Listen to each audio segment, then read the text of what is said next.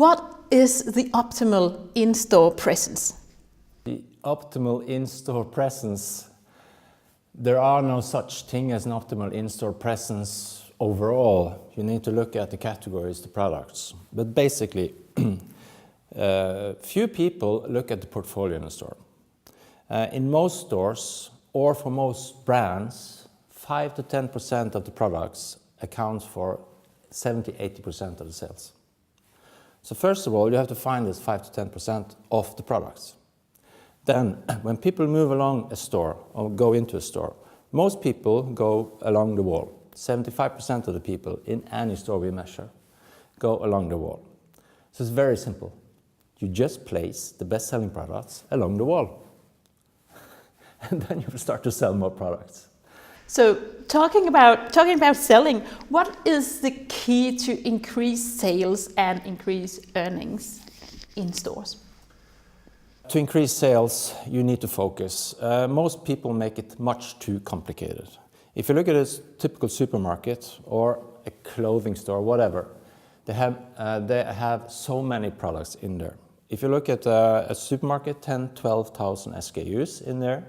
A normal household, 85% of the buy of grocery products a year is around 150 products.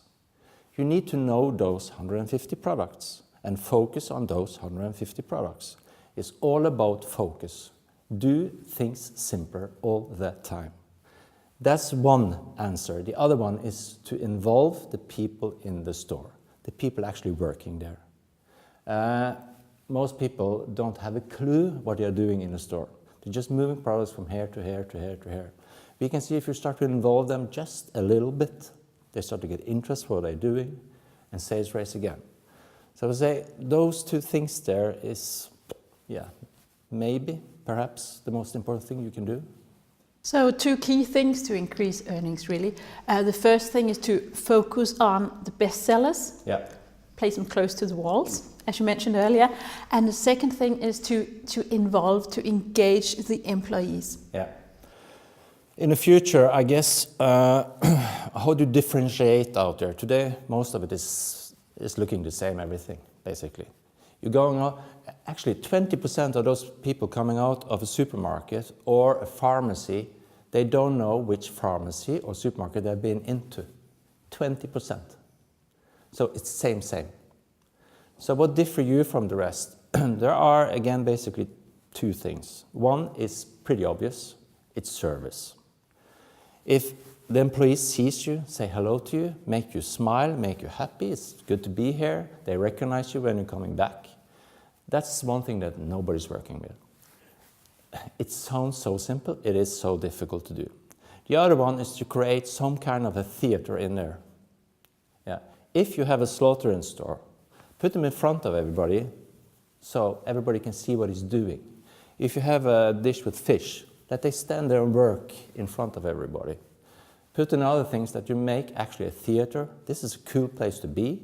The kids want to go there, they get a gift, make theater, make an experience. That's the future, I'm absolutely sure about it. Give people an experience. There's a lot of opportunities when talking about shopper marketing, but how about the challenges, the barriers that you experience when working with stores? It's people again, because most people in this, all management have been in this business for years. And what I hear typically is this will not work at our place, this is how we do it here. And they take most of the decisions out there based on I think and I feel. That's the biggest barrier. When I come and say, let's maybe try to find some insights and some facts here. And let's see how people walk. Let's see what they buy first. Let's see what they buy last, etc., etc. These insights, they're saying, nah, we know. So that's the biggest barrier, is to go into their head and say, maybe you can change a little bit. The world is changing, you know. But when they see the first insights, then they start to think. Because there are hardly any correlation between what I like and what actually works. We see that over and over and over again.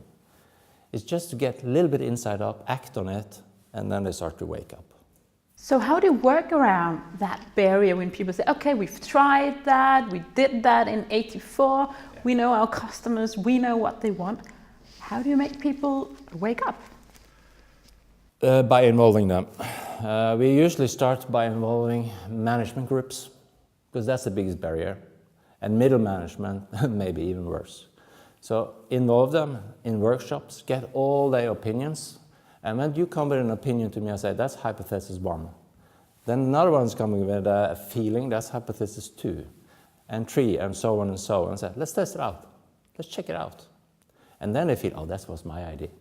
So then you're involved. So we check out their ideas. They know a lot, but they've never had a time or opportunity or whatever to test it out. So we simply test out their feelings and hypotheses, as I call it, and we always find something that works very well.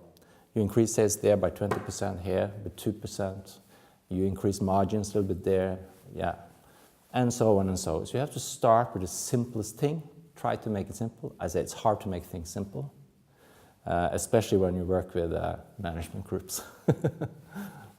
So one thing is management groups. It seems that they can actually be convinced. You identify the assumptions, you test them. How about staff in stores? Same. Exactly the same. Involve them. You can't just go out there and tell them what to do. Yeah, you have to ask for their opinions. One of them will know. I know basically what they need to do, but if you are 10, 20 people out there in the store and I ask for a lot of opinions and said, that was a very good idea, I picked that one that I know will work. And then we actually do it, and they feel proud, they're involved, it was me, they go home and talk to their wife, you know? So you just get it started, then you get enthusiasm out there. So involve people, that's really, really the key. So involvement is key, and also just to identify what is assumptions and what is actually knowledge.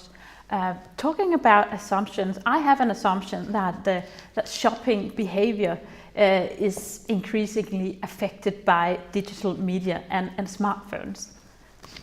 What is your take on that assumption? There are so many apps now with shopping lists, and we are of course into that. But I can't see really that it has a big effect, because again, everybody has them. And you don't want to plan. Yeah, you want it to be convenient and fast. So you don't want to plan at all. Yeah, I mean, Danish people are visiting the grocery stores 4 times a week. Finnish people are doing the same. Norwegians 3.8 times a week. No planning.